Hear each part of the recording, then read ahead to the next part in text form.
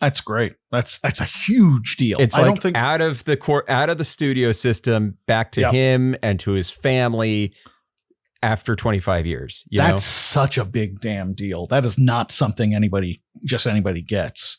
Yeah. So that's fucking excellent. Good for him. And you know who else it's good for? Who's that? Hey there, everybody. Welcome back to Pixel. My name is Kevin. With me, as always, as is Phil. Is. Today, we're finishing up The Dig. Here we go. Before we get there, though, I have an announcement to make. Patreon.com/pixelpod. That's the announcement. That's always the announcement. It's from my heart to your brain. Pixelpod.com or patreon.com/pixelpod. Both will get you there. We got 3 tiers: $1, $5, $10, and $10 gets your name shouted out in every episode.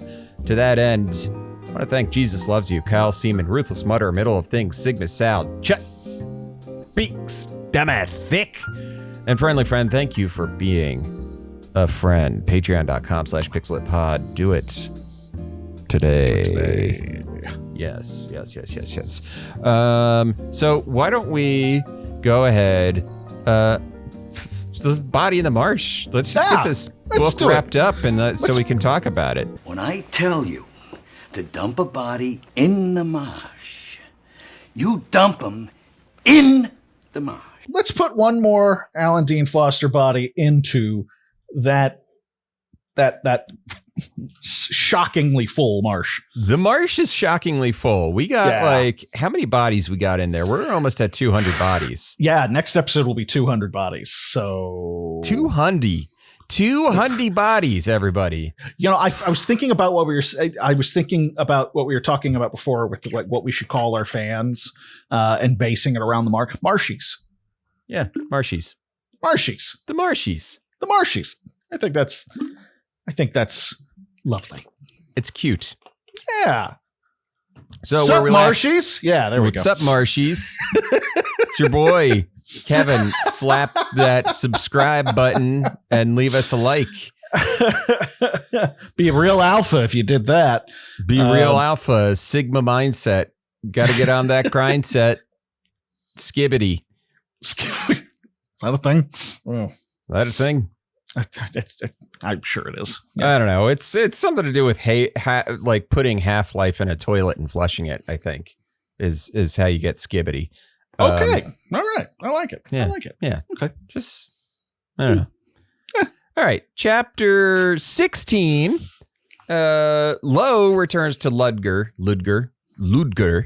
And begs him to help get Maggie out of trouble, and it is not going well. They get into a little bit of a physical altercation, and it doesn't go well for Brink. Lo just starts taking the crystals and tells him he will get them back when he's done helping. He basically pulls a when you've thought about what you've done. When you've thought about your actions, yeah. Yeah. Brink agrees and they run off to find her. They arrive in the museum spire where Maggie was last, and the ghosts try to point them in the right direction only for them to ignore the light show. They eventually find Maggie trapped in a mucus-like web, and the spider thing comes back. And Ludger leads it away while flashing his lights at it, distracting it enough to move it away from while Lo frees Maggie. And when she is free, the monster turns and runs back towards them, and they're like, ah! And the three run back out to the exit, eventually getting to safety into the sphere and back to the central thing. Maggie wishes she could just click her heels 3 times and go home. And who could blame her, really? Who could blame her? And that's pretty much, that's chapter 16. Chapter 17, the Cossitans are happy that the humans have made it out of the monster's trap. Meanwhile, Maggie is apologizing to Lo for stomping off like she did. To thank him, she kisses both Boston and Ludger on the cheek. And Lo basically responds like, "Ay caramba, hello, Hello, nurse. This is, I like to think of this last third of the book. I think the whole book is like this, but this is the first time I really started thinking about it in terms of this is a 50s sci-fi movie.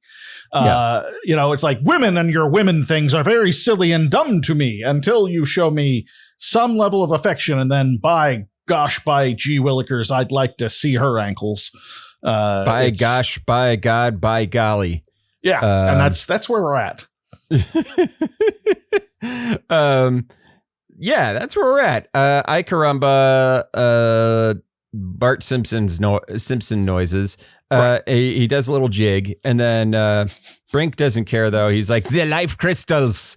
Yeah, and Lo gives the crystal. Yeah, he doesn't give a shit. Lo gives the crystals back after a bit of tension, but holds on to a pocket full of them. Brink nearly freaks out and then moves on. Yeah. Lo explains to Maggie all about the life crystals and bringing Brink back before they decide to look around for more plates that look like the ones that launched the ship. They find one where Maggie had seen one earlier, and Lo had found another one as well. And then they find a third in the planetarium, but they can't find a fourth. Lo proposes talking to the Costitan, and they offer Brink the chance to come along, but he is like, no, my life crystals. Yeah. He's really hung up on these things. He's really hung up on these things. And there's actually a lot more of him in this adaptation than in the game. Yes. And we've talked about why that might be in previous episodes, but it's very noticeable in this because he is very, very much jonesing for those damn crystals. And it's constant, and you just want to slap the guy after a while. Yeah. So the two of them make their way back to the mummified Costitan and wake him up with a life crystal. In the Costitan chorus, they talk about how cruel it is that they keep resurrecting the creator. Maggie is able to speak with it and promises to help them. And it promises to help them if they promise to let it die. It's like, sure. Please stop doing this. Please stop. I am so tired of this. Chapter 18, Maggie has an interview with the creator, which doesn't really have a name, but just a title. And also it prefers being called the engineer. So the engineer gives background on the Costitans, how they sent off probes to other planets and so forth. And the calamity on their planet was not a natural one, but a philosophical one, where they basically created this thing called the Eye, which allowed for Costitan thought patterns to enter into a state of immortality on the planet. So they were like living so long that they're like, okay, well, how could we go now to infinite life? And that's why they end up creating the Eye. The engineer was not happy with the idea of the Eye, so it killed itself as a warning to those using the Eye, but that didn't stop them. That didn't stop people from doing it. Then the engineer then mentions that there's like 1 billion thought forms in the room with them right now. And Lo is like, ugh. Yeah, he's like, I didn't seem crowded at first. Huh? What do you think about that? Only female in the room? Pretty good, right? Pretty good. Pretty good. Chapter 19. The engineer explains that even now he still doesn't want to join them because it is exhausted and would rather the embrace of death than the immortality of being bored. I mean, sure. Fine. They then talk to it about the Eye, and it mentions that theoretically it's possible to actually reverse the process and bring everyone back. The engineer also explains how to operate the asteroid ship and to go back to Earth using the 4 plates, one of which they can find nearby. Lo and Maggie get into a debate about using up all the Costitans' time on questions about how they can leave instead of like digging into the actual stuff of the universe. And during this, Lo decides that she has a beautiful smile. I think this part is starting. It's where it started to annoy me, where like his sudden crush on this girl is accelerated on a level that I was like, come on. Do we have to force this? All right, fine. Yeah. The chorus is sad that they might use the 4th plate to just fly away when Lo and Maggie get a call from Brink.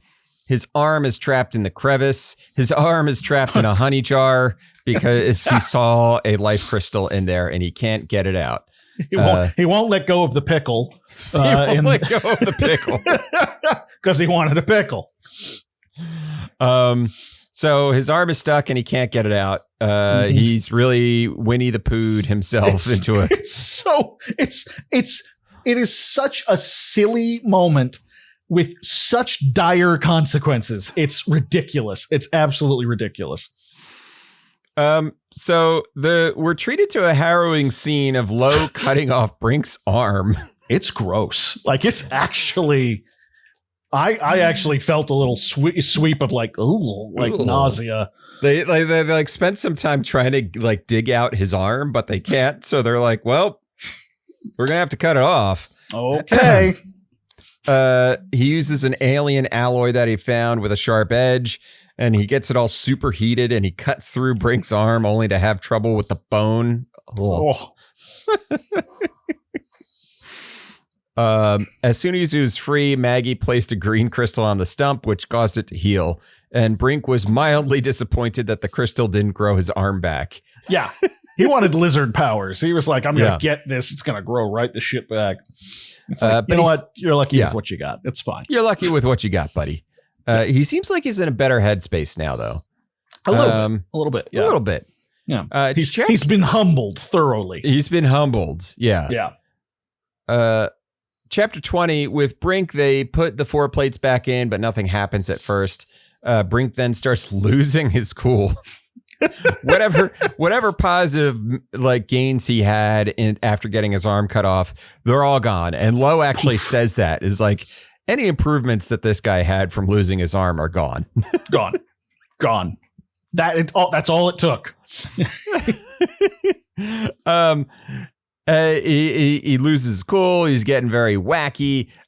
Suddenly, the 5th door opens, and it's another tram. And Brink is like, "Well, maybe this fun takes us to Orlando."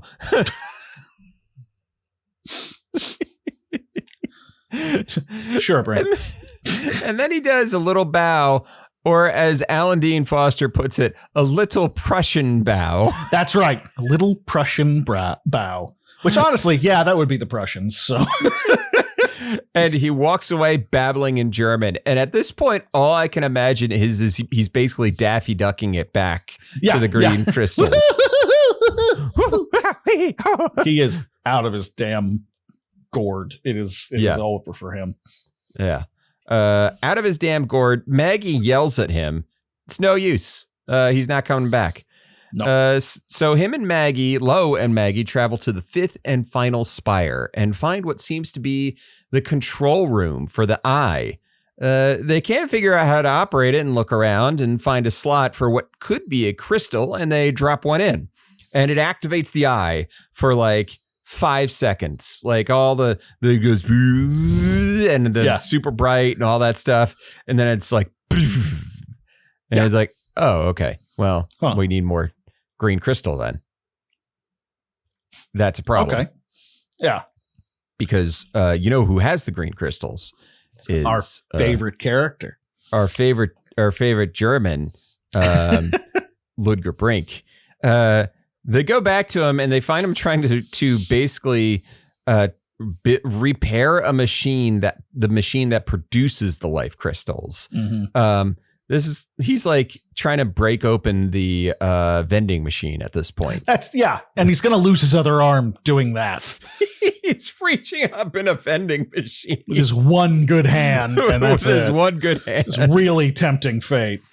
So Lo is like, okay, well, if I help you out, can I have like, half of what this machine makes? And Brink is like, okay.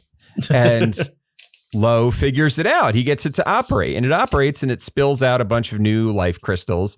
And Brink is like, psych, and he takes all of them and he starts running away. And they describe it as like it is, to keep going with the Daffy Duck comparison, it's like overflowing pockets. So you have to imagine, I chose to imagine him in a lab coat with just like gems falling out of his pockets like Scrooge McDuck. Like, it's absolutely insane. He's McDucking it. Yeah. So they get into an altercation, and Lo is like, Maggie, guard the door. And we are in a fight scene. Brink versus Lo. How's this going to turn out? Very quickly. It's going to resolve itself very quickly. Brink goes after Lo. Lo basically judos him right off a cliff. Yep. Yeah.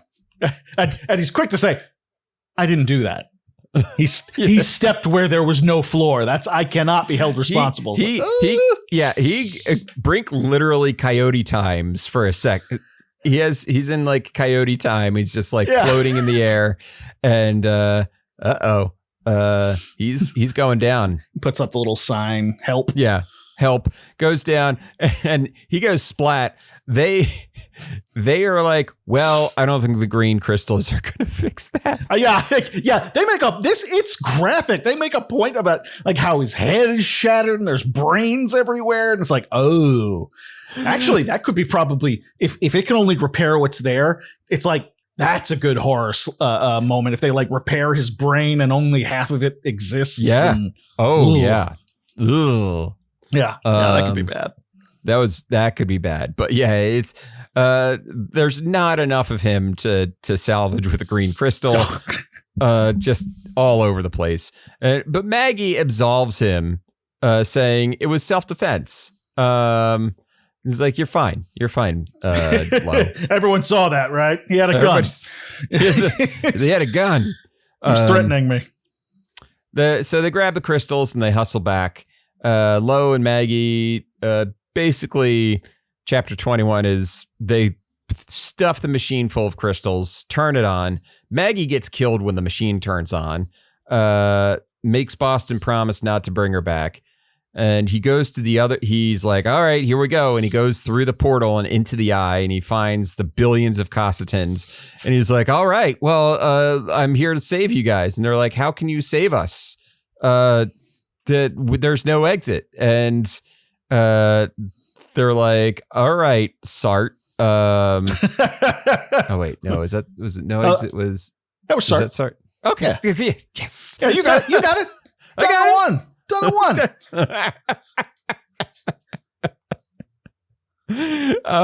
So he goes, the exit's right there, and he like points at an exit sign. And they're like, we don't see an exit. And he goes, oh, that's weird. And they're like, oh, we must be blind to it. And the only reason he can see it is because he's human or something. And it gets real hand wavy at this point. Yeah, the rest of the book is that's exactly they really yada yada yada their way through the rest of this book. My notes on chapter 21 are yada yada yada. They go home. Yeah. So the Cossitans go out. They're back on their planet. They're like, oh, also like the green crystals. The reason why Brink went crazy is because it wasn't like dialed in right. You gotta do the bullshit and then use it. And he's like, the Halloween episode of The Simpsons where it's like, what was it? It was like a gun that like turns it. You have to turn on to the good setting or something. Oh, like no, it's a Krusty the Clown doll. That's what it is. Yes. It's like, oh, your problem here is you got the doll switched over to evil. That's right. That's what it was. That was the entire issue. They literally say that. Like, they're like, oh, yeah, you just overdid it a little. You're fine. So like, nah, you just got to tune it up right. And they're like, we already got Maggie back up. And they're like, we also found your German friend and we put him back together. But he's like old now.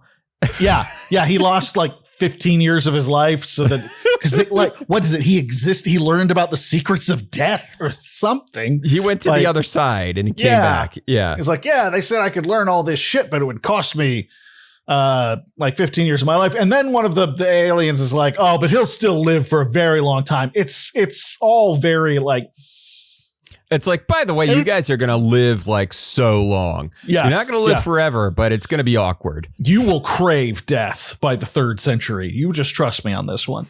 Yeah. You ever see any vampire books where how bored vampires get? They get bored. You don't think you would be interested in serial killing now? Just wait. Wait. You're gonna most dangerous game. You're gonna be most dangerous gaming yourself, like all over this bitch. It's gonna all be over. It's gonna be you're gonna get an island. You might even Dr. Moreau a little bit. We know that Brink is going to. That's what Brink is going to do. 100% gonna Dr. Moreau this shit. No question. Yeah, that's probably he'll probably go with that instead of like base serial murder. Yeah. So they're like, hey, do you guys want to go home? And they're like, hey, freeze frame. And then Don't You Forget About Me starts playing. Yeah. It's Breakfast Club voiceover. You didn't think a scientist, a jock, and a reporter would get along.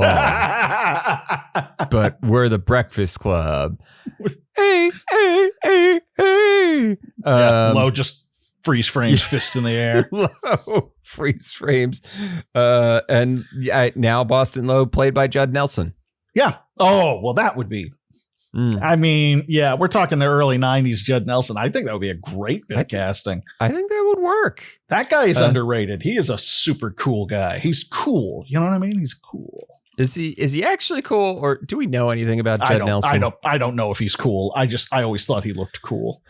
Going straight for the personal life section of his Wikipedia. You know what? Not much. Okay. Okay. No news is good news. No news is good news.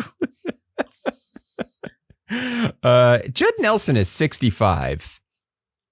That sounds about right. Yeah. But he's forever like the age he was in Breakfast Club. Oh yeah. In my head. When I think Judd Nelson. Yeah.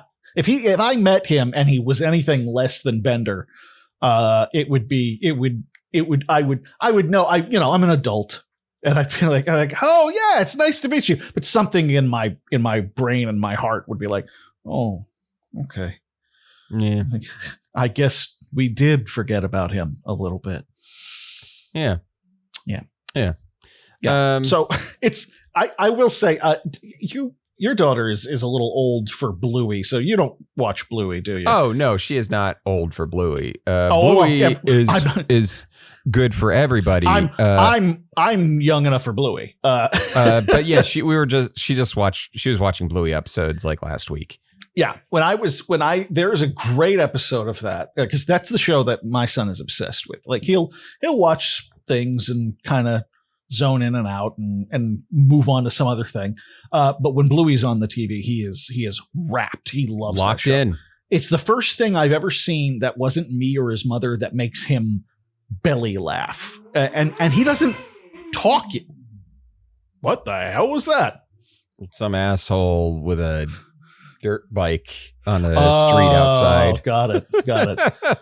Florida, my friends, Florida. There's a great episode where they go to the movie theater. Yeah. And they're watching. I think the best thing about it is they kind of lampoon standard kids cartoons and everything like that. And the best part to me is at the very end. And I was thinking about this song when I finished this book, where they all just start singing, and it all worked out. Everything's fine. and that's immediately where my head went when I finished this book. I was like, oh, great. Everything's here's the little bow. Good. Here's fine. The bow. Yeah. So, what'd you think of the book?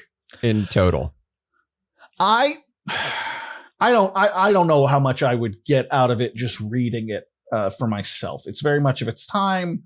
It's a very old fashioned kind of sci-fi thing, which is very cool in some ways. I think I stand by what I've been saying these past few episodes, where as an adaptation, I think it might be one of the strongest adaptations that we have read.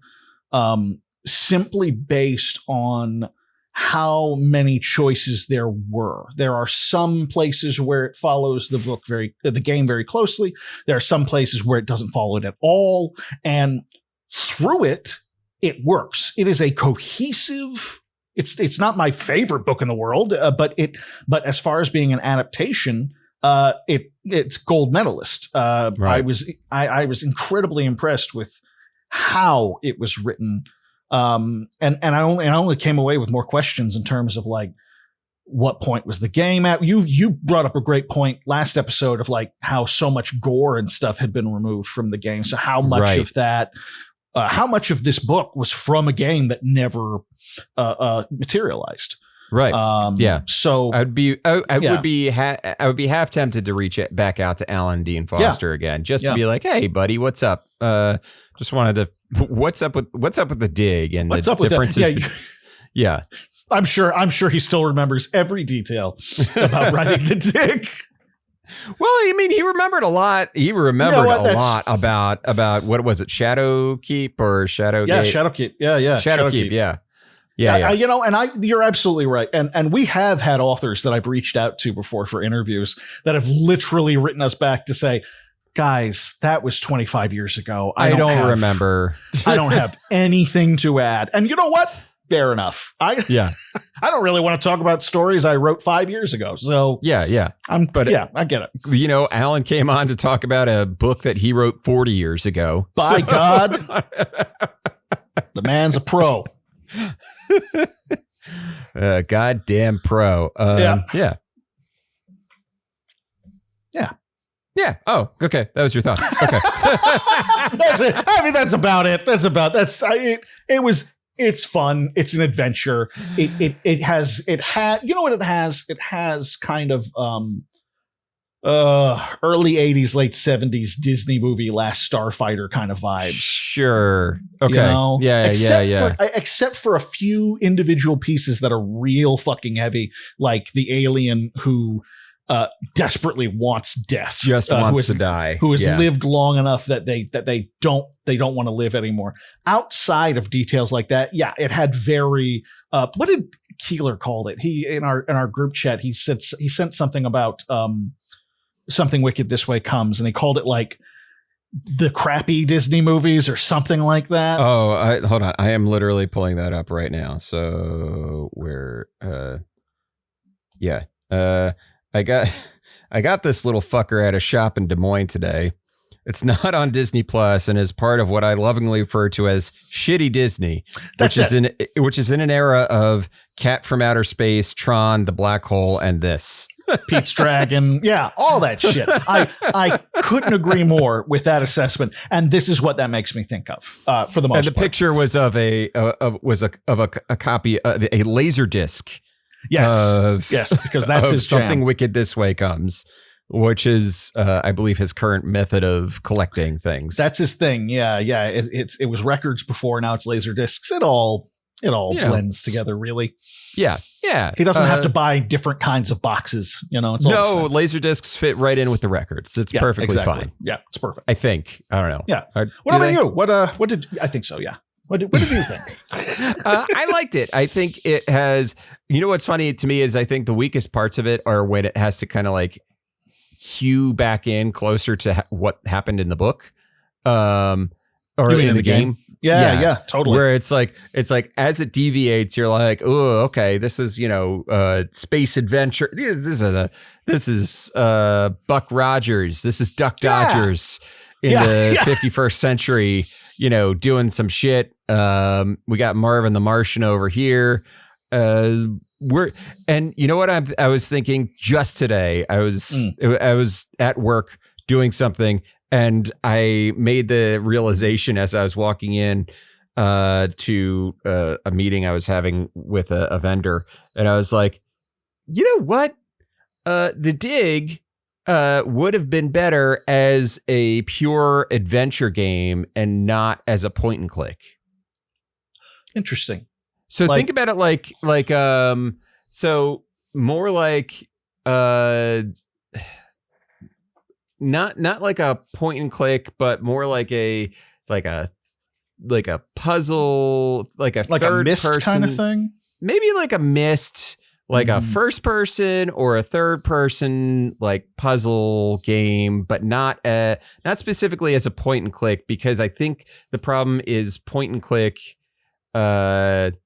You know what? Maybe more like a cinematic platformer. Okay. Like Yeah. like Flashback or Fade to Black or You know what? Yeah, I could totally see that. But with more puzzle elements, maybe. I don't know. It was like I'm reading. I was thinking about all these action sequences in the book that in point and click games are just not possible to do. No. And games that have point and click games that have tried them, they're usually not great. And what I think of is it Shadow over Innsmouth? There's that Lovecraft point and click game from like the early, from like the 1990s. Yeah, you know what I'm talking about? Yeah, that's. I think that's Shadow over Innsmouth. Yeah. Gotta look that up. I beat that a couple of years back. Yeah. Oh, we played it. We both played it for a thing, I thought. Yeah, that's right. We totally did. Yeah. Before the show. Before the show. Yeah. Yeah. You had another Shadow podcast. of the Comet. Shadow of the Comet. Yeah. I used to host with a friend of mine. We used to host a horror video game podcast. Right. Something that if this ever becomes a full-time job, I'd like to resurrect. Like to get back to that. Fun. Yes. That was super fun.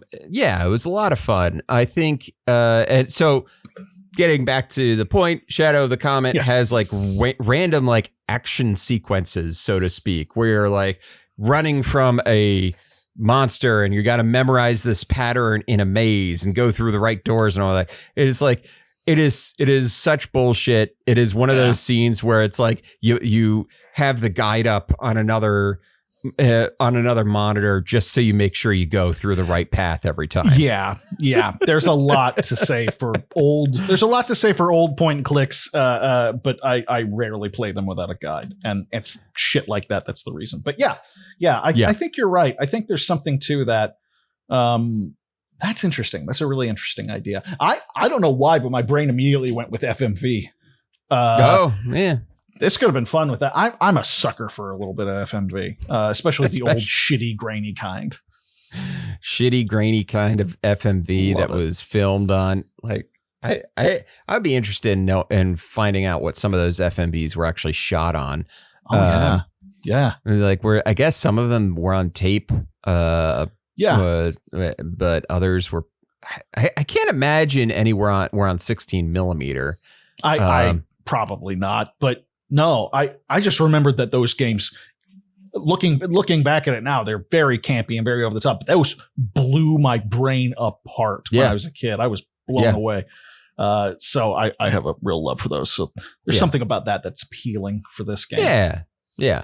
Overall, though, it's an admirable work of fiction based on a game that was clearly gutted at the last minute. Because people got mad at Steven Spielberg over Jurassic Park.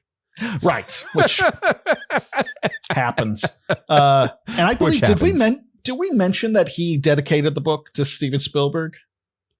Oh, no, I didn't see that. He dedicated the book to Steven Spielberg. I believe what he said was, I've been waiting years for those dinosaurs. Good job, or something like that. Got it. So big old Jurassic Park fan. Yeah, clearly. I mean, wouldn't be. It's a masterpiece. Everybody, it is a masterpiece. Say what you will about Michael Crichton. Sure, flawed man, big time. Flawed. For example, man. Flawed, dead. Who does that? Who does that? Who does that? Just also way too tall. He was too tall. He was just over the line on height. As like if he was a basketball player, that would be one thing. But as an author, he was like. What was he like 6'7"? He was 6'8"? Like 6. He was in giant range. So yeah. Come on. If you're not a basketball player or a professional wrestler, you gotta shorten up, buddy. Get with it. Shave off some inches. What are you doing? Some inches? Leave some for the rest of us. You know. Come on. Anyway. Yeah. Phil. Good book. Yeah. What are you playing? Oh, okay. Well. I played a couple of demos last week. I didn't have a lot of stuff, but I did play two very interesting demos. The first one I'm going to bring up is called The Horror at High Rook. Okay. This game, I believe both of these games are fully released. But this one I missed during the Next Fest, but that was when it was really pushing its demo out there. This is like a deck builder / board game / horror game. Yeah. It's really interesting. You play this, you have this team of Lovecraftian, experts. You've got like the adventurer and the academic and all those tropes. It is very Darkest Dungeon art style. Very Darkest Dungeon art style. Which no I question. wonder if there's a name for this specific art style. Like it's this really shadowy, high contrast kind of thing that they do. Yeah. But yes, 100% very Darkest Dungeon. But you have got a board and you've got your cards, and you are basically trying to each level that you're in, you're trying to solve it by using your characters and their gifts, their skills in different rooms in different ways to search for items that will help solve a puzzle ultimately. It's a really fun rotation. It's really interesting. There are timers on it, which I was kind of thrown off by because I'm not used to seeing timers on a game that isn't like originally made for cell phones. Right. But it's actually a valid way of doing it because you've got different complications and things that happen, and they're going to last for a certain amount of seconds, and it might hold you off. Certain items will only last for a certain amount of time, and you can pause it and everything like that if you need, but it adds a level of tension to it, and a bit of urgency that you wouldn't otherwise have. There's a grindiness to it that I found to be kind of funny. It was I couldn't believe how much I was grinding, like on some of these rooms. There are certain things I was looking for, and I just wasn't getting them at the right times. And you have to keep these people fed. You have to keep them rested. You have to keep them sane because they're all a bunch of hothouse flowers, and you gotta do all that shit while you're searching. You're just turning this mansion upside down, looking for shit. And you're ultimately looking for the pieces of a literal puzzle that expose some sort of dark Cthulhu-esque kind of thing. Right. Really interesting. The demo is the first level, a really good demonstration of what it's about. I think it's really interesting. I think people might quite get a kick out of it. If you don't mind a little bit of grindiness. I didn't expect, some people in the comments have been expressing just how frustrating they find it to be. I didn't find it that bad. But it's definitely a part of the game that you should know. Right. So that's a really interesting one. The Horror at Hyrule. I definitely recommend people take a look at that. And then I played the demo for a game called Necrophysis. This is... Kevin, what was the game that came out a few years back that you and several of our friends despised that had the H.R. Giger thing that I wanted to play really bad, but I still never did because of how much you guys really just fucking hated it? Fuck. Why am I... Hold on. I will talk about Necrophysis while I look this up. Okay, sure. Well, it's very that. It's a very... Giger, and I think the artist's name is Bakinski, something like that. Yeah. He's I believe, Polish artist. It's very much influenced by these very biomechanical, grimdark atmospheres that you're Scorn. in this. Scorn, that's what it was. Yeah, very Scorn. Yep. It has no shooting elements as far as I could tell based on the demo. It is just it is more of an adventure game in the way that you were describing before. You are in this, it's kind of in a weird way. It's like an open world adventure game. You are not in an open world, but it's big enough that it feels like maybe you are. And you're just kind of scrambling all over the place looking for the different pieces to these puzzles to help move forward. The studios are, I believe they're Russian, and they did a short game called The Shore that I played, and it was another Lovecraftian kind of thing. And I remembered enjoying it, but not being crazy impressed by it. Sure. They've definitely they've upped the ante with this one. It still has kind of the meaningless, grimdark narrative. Like, sure, you're clearly in some form of hell or some damn thing like that. Yeah, this is basically looks. I saw this on my queue the other day, and I was like, "Oh, we making Scorn likes now?" It's yeah. It's very indie with a lot of indie jank. But I will say for them, they worked really hard on it, and it actually does, despite the jank. There's a full-fledged game in there. It's pretty good. I think the two things that annoyed me were, one, you're literally just running around this in this level anyway, the demo part. You're just running around this open area looking for things that you can pick up to fit into other things. And whereas like in a game like Resident Evil, which that's basically what you're doing, to be fair. Sure. You are going from room to room. It's kind of a maze of a mansion or what have you.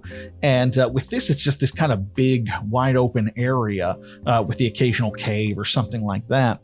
And that's just it. I don't know.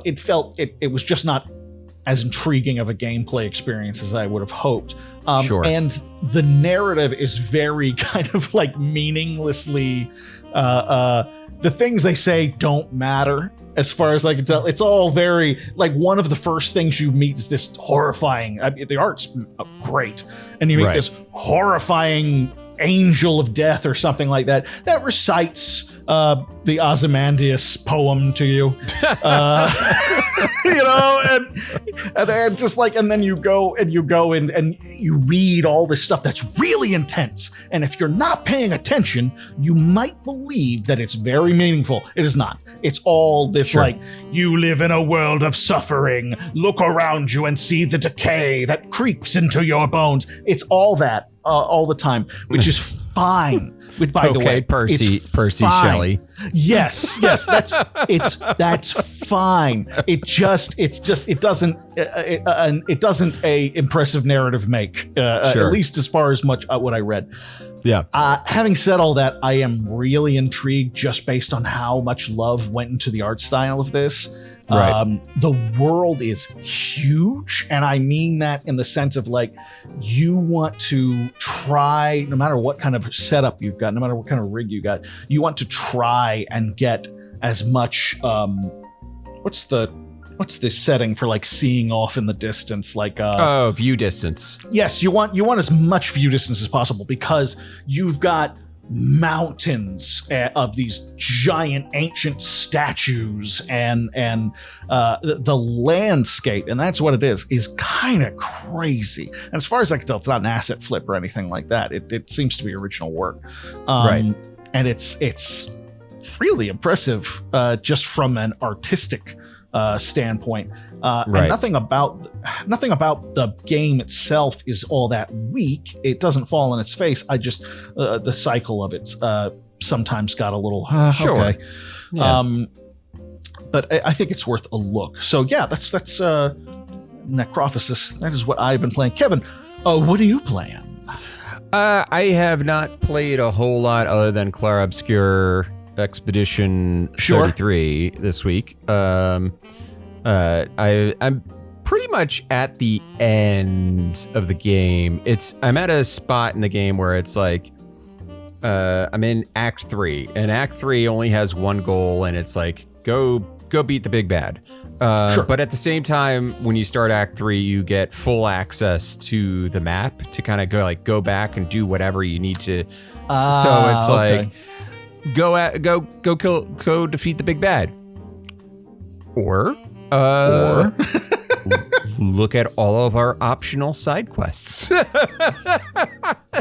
Would you like to know more? Yeah. Would you like to know more? So I think something I really appreciate about the game is how much it it cherishes the JRPGs that it's based on. It is like, and I know there's been a lot of discourse. I have not seen it, but I've heard it, where a lot of people are using this opportunity to be a little bit racist about JRPGs. Oh man, come on, guys. As the internet will, because look, the French did it, or something. I don't know, some bullshit. Like, they fixed it. They fixed JRPGs. Fuck you! What a ridiculous thing to This say. game is a JRPG through and through. I mean, I still call it like kind of basically like a Persona without all the bullshit. And when I say without all the bullshit, I mean like the additional 40 hours of the social stuff, of just or whatever. It's just like the speed. movie. It goes with it's, but it is Persona in Belle Epoque, French setting, with a lot of stuff that is very, like, obviously, the creature design is amazing. The mechanics are, some of them you can actually pinpoint and be like, okay, they got this from that, they got this from that, they got this from that. There's like mini games that are absolute bullshit. The game director said, yeah, I was inspired by the mini games in Final Fantasy X, which were absolute bullshit. And it's like very intentional. Sweet. Like, this game is, and pardon my French, an homage to all the JRPGs that have come before, and very clearly that. And I want to say for that better or it's for worse. for better and for worse. Like, it has a chance to be Game of the Year on a lot of people's lists, especially because GTA 6 it moved its release window to next year. Well, then, yeah, definitely. People want that great big adventure, you know? Somebody was saying that, I saw somebody mention, like, oh, the Rockstar was too scared with all the Claire Obscure getting like Game of the Year buzz. And I was like, I don't think they even consider a Claire Obscure. I don't think they think about you. It's that scene from Mad Men where what's his name goes into the elevator and goes, I feel really sorry for you, and Don responds, I don't think about you at all. Right. That's Rockstar. Don't think about anybody but Rockstar. And again, for better or for worse. They're not thinking of a startup French company. It's a cute theory. It's cute theory. But yeah, no, I really love the game. I'm close. I'm kind of debating what do I do? Do I go in and finish off some of the side quests and level up so that the final dungeon is a little bit easier, or do I just kind of like power my way through it? We'll see. We'll see where I land on that. Otherwise, the only other game I played it briefly, and it was one of those, it was a buy, and I played it for a bit, and then I ended up returning it, was Drop Duchy. Only because it was, you actually just added it to your wish list, I saw.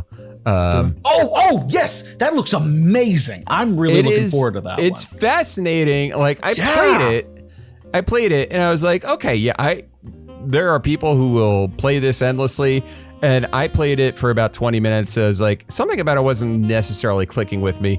I think it was the fact that it was like, it has that Tetris element, but it's like, you're not reacting to the blocks dropping, like you're moving the blocks down yourself. You know what I mean? Right. Like, you're pressing down to make the blocks go down to the bottom.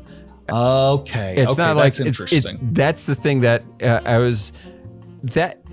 that doesn't matter so much, but I was just playing it, and I was like, and then there's like some combat things where I was like, okay, it's not 100% what I was looking for. In like, the game in my head was different. Like, I had a game in my head based on what I saw in the screenshots that didn't necessarily play out the way I was hoping it would when I actually played the game. And that's okay. That happens. Yeah, that happens. But I do recommend people go check out the page for Drop Duchy and take a look at it, because it's a small dev, doing their best. I do feel bad about like refunding things but I'm also trying to keep a budget. So oh yeah, we got to do what we got to do, my friend. That's do. I did wish that it had a demo. It does not have a demo on its page. I was kind of surprised that it didn't. It just seems like it's built for that kind of thing. But all right, yeah, I'm intrigued. Yeah, but yeah. So take a look at it, see if it's for you. I'm gonna have a look at that one. That looks great. Yeah. But that'll do it for tonight's episode. Thank you all so much for listening. Coming up next, Phil, what do we got next in terms of books? We are going to be starting, finally, getting in on some Witcher action. The Witcher. Yeah, so we're going to be starting with the first book from The Witcher. And that's going to be a lot of fun because I hope, because I've heard nothing but good things about these stories. So I'm looking forward to it. And it's a short story collection that's kind of treated as a novel retrospectively. But I'm a sucker for a nice short story collection, so I'm quite looking forward to that aspect. Yeah, it's the Last Wish, which is it's the first. Yeah, it's the first novel. It's basically a short story collection. And it is more or less like the first season of The Witcher has a lot of the stuff from The Last Wish. I believe also it like goes into the season 2 of The Witcher. I'm talking about like the actual the TV series. Right. I don't, in terms of the game, I don't know where the stories in The Last Wish kind of like fall into the game series. Because I've never played the first 2 Witcher games. Neither have I. Neither have I. I mean, I know the third one deals with the Wild Hunt, but the first 2 are just, they're out there. I think the third Witcher, I've got like 20 hours in it, but I do think that might have been the game that made me go, oh, I might be too old for these games. Yeah, now. no. The third Witcher really hit me with the, I'm not sure I can do the open world, which, was quickly disproven by my love of Cyberpunk 2077. True. That's totally fair. Fair. I don't know, maybe it's fantasy open world. Maybe if I'm in a city, like if I'm in a city setting, I think I'm fine. But if it's just like, and this is the same thing with Red Dead Redemption 2. I couldn't really get into Red Dead Redemption 2 that far because it's just like, oh, I'm going through hills and valleys and dirt roads. Is it the third person aspect of it, maybe? Maybe. But anyway, that'll be next episode. We're starting on The Witcher, and then we'll have a special announcement also for some fun things that we're planning on doing over the summer. Yeah. But until then, thanks so much for listening. Now, Phil,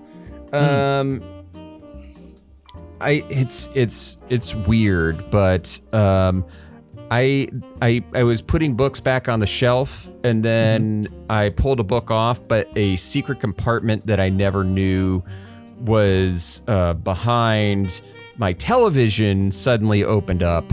And there's just a stone staircase going down. Now, okay, sure, yeah. Do I go down there, and what supplies do I bring? Okay. First off, you have to get like a brand new pair of New Balance shoes. After that, but here's the thing with the New Balances though. Make sure that they